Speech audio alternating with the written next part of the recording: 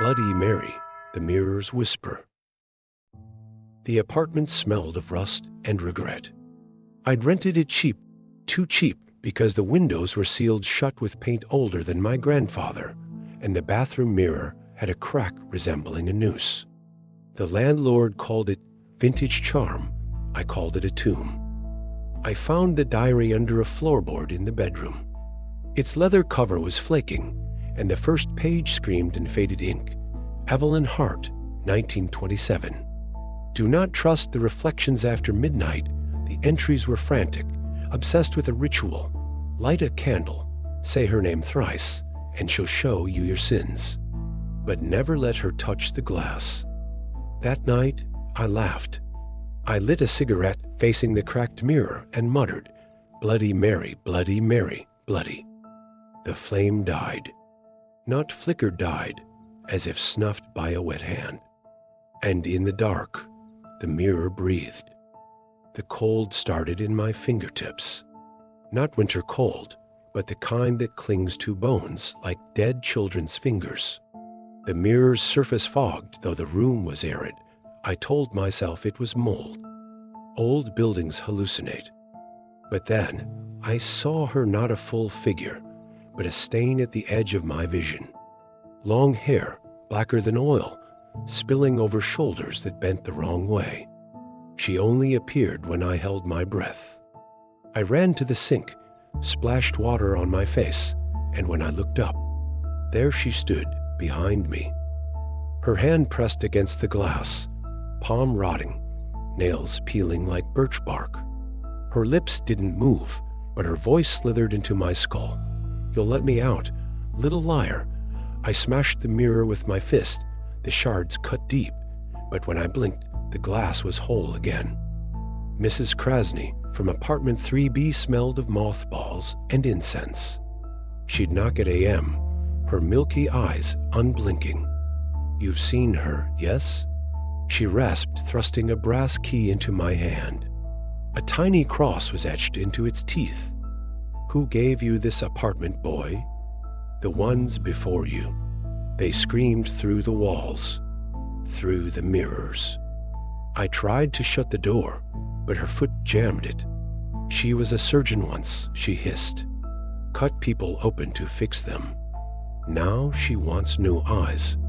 Your eyes. That night, I heard scratching. Not from the walls, from inside the mirror. My friends called me paranoid. Ghosts aren't real, man, Jake sneered, his beer sloshing as he pointed at the bathroom mirror. Let's do it. Bloody Mary, Bloody Mary, Bloody Mary. The lights flickered. Sarah laughed, but it choked into a gasp. The candle between us melted unnaturally fast, wax pooling like blood. Then Jake's phone rang a shrill, 1,940 seconds rotary tone. He answered, pale. Hello. Who the hell is? His voice died. His eyes rolled back, showing veiny whites. We found him an hour later in the bathtub, submerged in ice-cold water. His pupils were gone. Just hollow voids, as if something had scooped them out on the mirror, written in steam. One down. Evelyn's diary mentioned a sin no water can cleanse. Between pages 43 and 44, I found a sepia photograph. A woman in a blood-stained surgical gown stood beside an operating table. Her face was scratched out, but the patient's eyes were gouged, tendons dangling like puppet strings.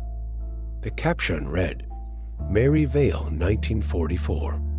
My fault. That night, my TV switched on by itself. Static hissed, then a voice. You see me now. The screen reflected the room behind me. Mary stood there, scalpels in her hair. The shower turned on at AM. I found the tub filled with crimson liquid, thick and metallic. A handprint smeared the fogged glass. I reached to wipe it. The hand grabbed my wrist. Bone-thin fingers blackened nails. Mary's face pressed against the other side, her eye sockets crawling with maggots. Let me in. I yanked free, but the words appeared on every window. You will. I woke to searing pain. My chest was raked with claw marks, deep enough to show rib shadows. The doctor said I did it myself. Sleepwalking, he shrugged, but I don't sleep anymore. Mary visits my dreams. She stitches my lips shut with wire and whispers. Lies taste like rust, don't they? Last night, I caught my reflection winking. Mom finally confessed. Grandma wasn't sick, she performed exorcisms. She warned us about mirrors, Mom sobbed. They're doorways for the hungry. In her attic, I found a journal. On the last page, Grandma wrote, Mary's curse is a cancer. Cut it out. Burn the eyes. But whose eyes? The bathroom mirror cracked as I read it. I smashed every mirror in the apartment. Glass bled, Mrs. Krasny left a voicemail. Fool. You gave her new doors. Now my phone screen shows Mary peeling her skin off. My laptop reflects her crawling toward me. Even my knife's blade glints her smile. She's in all of them. Thank you, she giggles. I blacked out for 72 hours. When I woke, my hands reeked of antiseptic. The fridge held a Ziploc bag full of eyeballs. Mine are blurry now. The diary's last entry is in my handwriting. Almost free. Just need your voice, Evelyn. Who's Evelyn? Mary Vale wasn't a ghost. She was a surgeon who believed flawed people needed correction. Her patients woke mid-surgery as she replaced their organs with mirrors. To reflect the truth, she wrote. The police shot her in 1945, but she smiled. I'll never die. I'm in the glass, Evelyn Hart. Her final victim and me, her new scalpel. The apartment trembled, walls sweating black fluid. Mrs. Krasny's key burned in my palm, the cross searing into my skin. Burn the eyes, Grandma's journal had said. But I finally understood it wasn't literal. Mary's laughter echoed through every surface, every shard of glass I'd failed to destroy.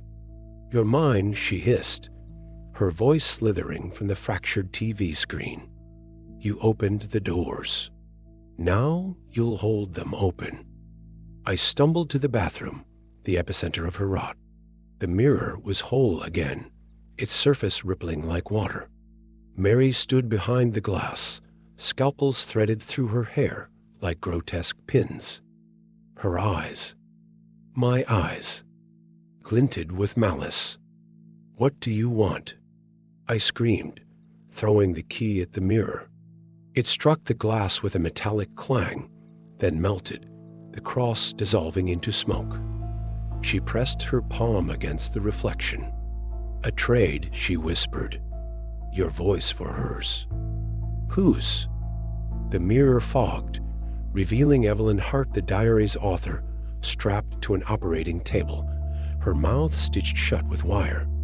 Mary leaned over her, a scalpel poised above Evelyn's throat. She tried to trap me. Now she's my anchor. The walls groaned. Photographs of Mary's victims materialized, their eyes scratched out. But you, Mary crooned, you're better. You're alive. Break the anchor, and the curse dies. Evelyn's stitches burst. She screamed, don't trust her. But Mary slashed her throat. The mirror flooded with blood. No, I slammed my fists against the glass. Let her go. Mary smiled. Too late. The apartment erupted in flames. Not ordinary fire. Black fire, devouring light itself. The mirrors glowed crimson, and I realized the truth. The building wasn't haunted. It was a prison. Every room, every window, designed to hold Mary's victims. And I'd set them all free. The bathroom mirror cracked, and Mary stepped through, her form flickering between corpse and surgeon. She cupped my face, her touch freezing. "You've been so brave," she cooed. "Now, be still." I tried to run, but my legs fused to the floor, flesh hardening into glass. The fire consumed the apartment, yet I felt no heat, only a terrible coldness spreading through my veins. When the smoke cleared, I stood alone in the ashes, but reflections lied. People on the street recoiled when they saw me. Shop windows warped as I passed. My own shadow had too many teeth. Last night, a child pointed at me and screamed, "Mommy, the lady with the knives is inside that man." I looked in a puddle. Mary stared back, her hands in my pockets. "We're going to fix so many lies," she said with my mouth.